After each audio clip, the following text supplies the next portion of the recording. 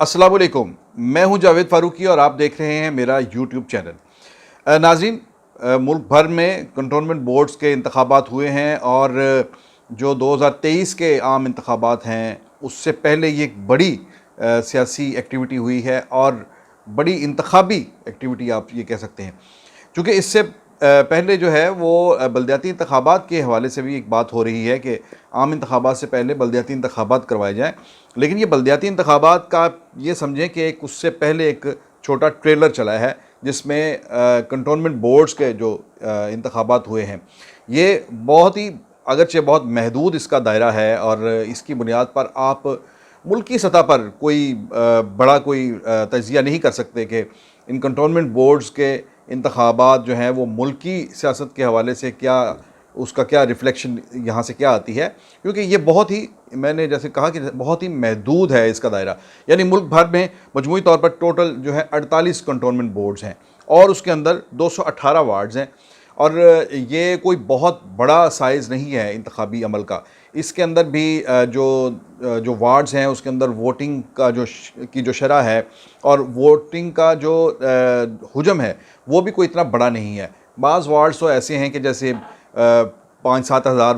Votes के ऊपर ही मुश्तमिल हैं, बाज़ वार्ड जो हैं वो 50-60 हज़ार लाख वोट तक भी जाती हैं। तो इस तरह से ये अगेन ये बात कि ये कोई हतमी पैमाना नहीं है, लेकिन हम आज ये कंटोनमेंट बोर्ड्स के कल जो इंतखाबात हुए हैं इसके नताइज को इस हवाले से डिस्कस करेंगे कि इसके अंदर जो वाक़यात रूनुमा हुए और पार्टी ने जिस अंदाज से इसके अंदर पार्टिसिपेट किया और वहाँ पर उन्होंने क्या स्लोगन इख्तियार किए, उनका क्या स्टाइल ऑफ पॉलिटिक्स क्या था, इंतखाबी नारे क्या थे, और ये चीज़ें जो हैं ये बहरहाल कुछ ना कुछ ज़रूर अंदाज़ा देती हैं और ये कुछ ना कुछ ज़रूर बताती हैं कि क्या पॉलिटिकल पार्टीज़ जो हैं वो किस तरह से सोच रही हैं। दूसरी बात ये कि कंटोनमेंट बोर्ड जो हैं ये इनकी अपनी एक सिग्निफिकेंस है, क्योंकि ये जो है ये मिलिट्री एरियाज़ हैं जहाँ पर छावनीज़ हैं और उनके अंदर जो कंटोनमेंट बोर्ड्स हैं उनको आमतौर पर फौरी तौर पर ये जहन ये जाता है कि शायद यहाँ पर जो हमारा जो इस्टेब्लिशमेंट है उसका असर रसूख ज़्यादा होता है और वो अपनी मर्ज़ी के लोग जो हैं वहाँ पर लड़ते हैं और यहाँ पर इलेक्शन को मैनूवर करना, मैनिपुलेट करना वो भी गालिबन उनके हाथ में ज़्यादा होता है। तो ये चीज़ें जो हैं इनको अगर पेश नज़र रखते हुए अगर आप बात करें तो इसमें से कुछ ना कुछ बरामद ज़रूर होता है, इसलिए मैंने सोचा कि आज इसी के हवाले से बात की जाए। अच्छा, इसमें एक तो सबसे पहले ये बात रही कि जो मजमूई तौर पर एक जो पिक्चर जो सामने आई वो यही रही कि मुस्लिम लीग नून और तहरीक इंसाफ, हुक्मरान पार्टी तहरीक इंसाफ, ये दो आपस में मद्दे मुकाबल नज़र आई हैं और जो इंतखाबी नताइज हैं वो भी तकरीबन यही चीज़ जो है वो ज़ाहिर करते हैं। मसलन ये जो 218 वार्ड्स हैं इनमें 63 वार्ड्स जो हैं 63 वार्ड्स जो हैं वो पीटीआई ने जीती हैं और 59 वार्ड जो हैं ये मुस्लिम लीग नून ने जीती हैं। एक तीसरी बात जो बहुत इंपॉर्टेंट है वो ये है कि 52 यानी 52 जो जीतने वाले लोग हैं वो इंडिपेंडेंट हैं। ये बहुत बड़ी बात है, यानी इंडिपेंडेंट्स जो हैं उनका साइज़, उनका नंबर जो है वो तीसरे नंबर पर है, यानी तीसरी बड़ी कुव्वत जो है वो इंडिपेंडेंट्स आ गए इसके अंदर। तो इसमें अगरचे बाज़ ऐसे शहर थे, मसलन मुल्तान हो गया या दूसरे एक दो बड़े शहर हैं जहाँ पर पॉलिटिकल पार्टीज़ उस तरह से इलेक्शन नहीं लड़ी और मोस्टली जो कैंडिडेट थे वो आज़ाद हैसियत में ही लड़े और यही वजह है कि मुल्तान के अंदर अगर आप रिज़ल्ट देखें तो वहाँ पर जीतने वाले जो हैं वो सारे के सारे आज़ाद हैं। 2-4 जो हैं वो मुस्लिम लीग नून ने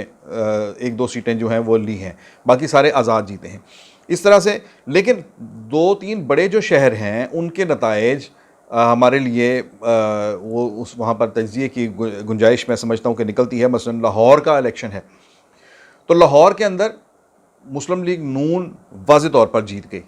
और उसने, आप ये समझे कि स्वीप कर गई मुस्लिम लीग नून और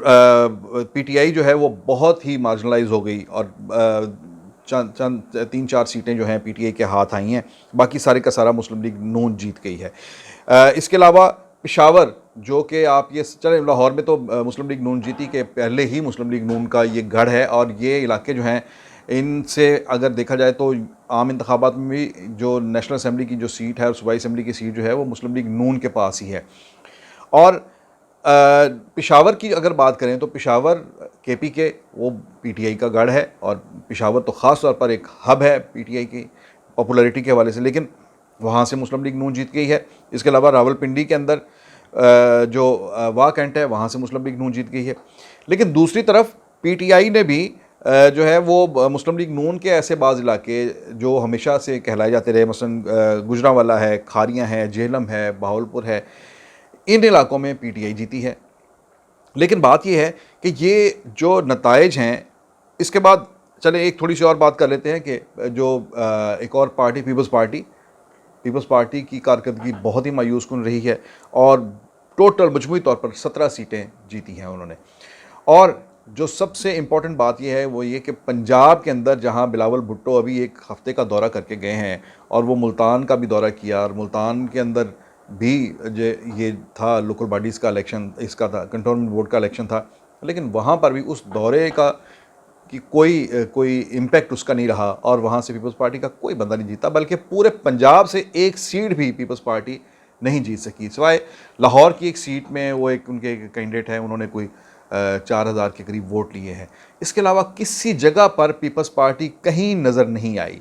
سو یہ تو ایک ہے اگین پیپلز پارٹی کی جو صورتحال پنجاب کے اندر وہ بہت ہی خراب ہے. کراچی کے اندر پی ٹی آئی جیت گئی اور پیپلز پارٹی دوسرے نمبر پر رہی. اچھا، اب اگر ہم دوبارہ بات کریں مسلم لیگ نون اور پی ٹی آئی کی، تو اس کے اندر ایک بات یہ ہم یہ کہہ سکتے ہیں کہ مسلم لیگ نون میں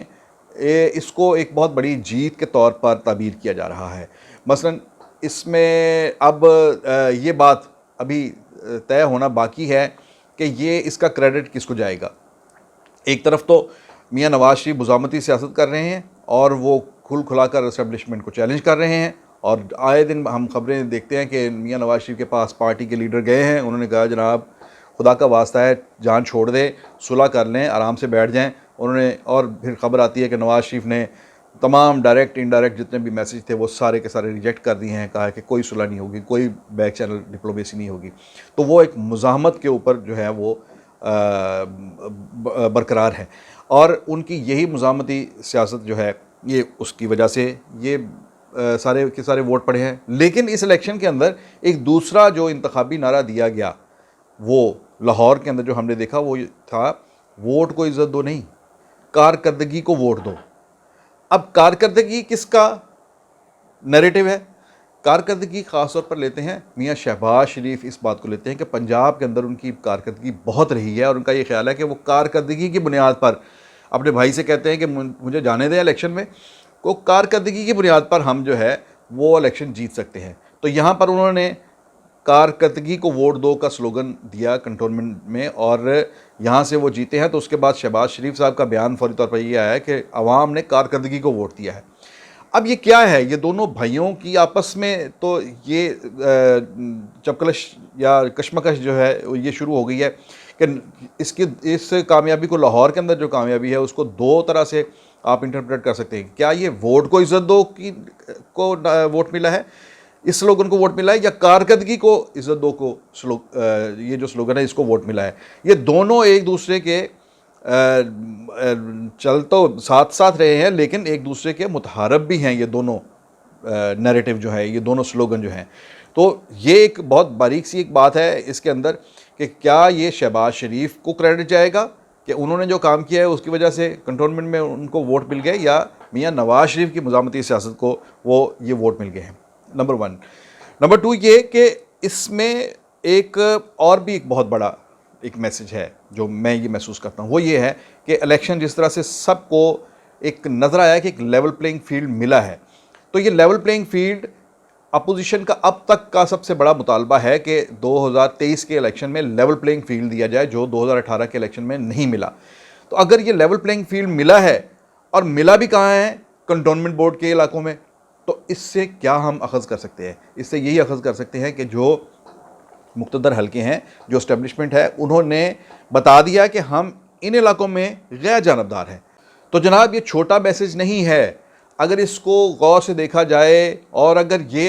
میں یہ بھی کہوں گا کہ اگر یہ باڈی لینگویج اسی طرح سے برقرار رہتی ہے، اور اگر یہ کہیں فیصلہ ہوا ہے اور یہ فیصلہ 23 کے الیکشن تک یہ فیصلہ بھی برقرار رہتا ہے، تو یہ چھوٹا فیصلہ نہیں ہے۔ کون نہیں جانتا کہ 2018 کے انتخابات میں لیول پلینگ فیلڈ نہیں تھا،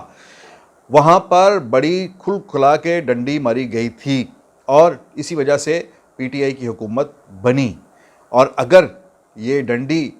جو ہے یہ ایک سائیڈ پہ ہو گئی اور الیکشن غیر جانبدارانہ، اسٹیبلشمنٹ نے اپنا کردار جو ہے وہ غیر جانبدارانہ رکھا 2023 کے الیکشن میں،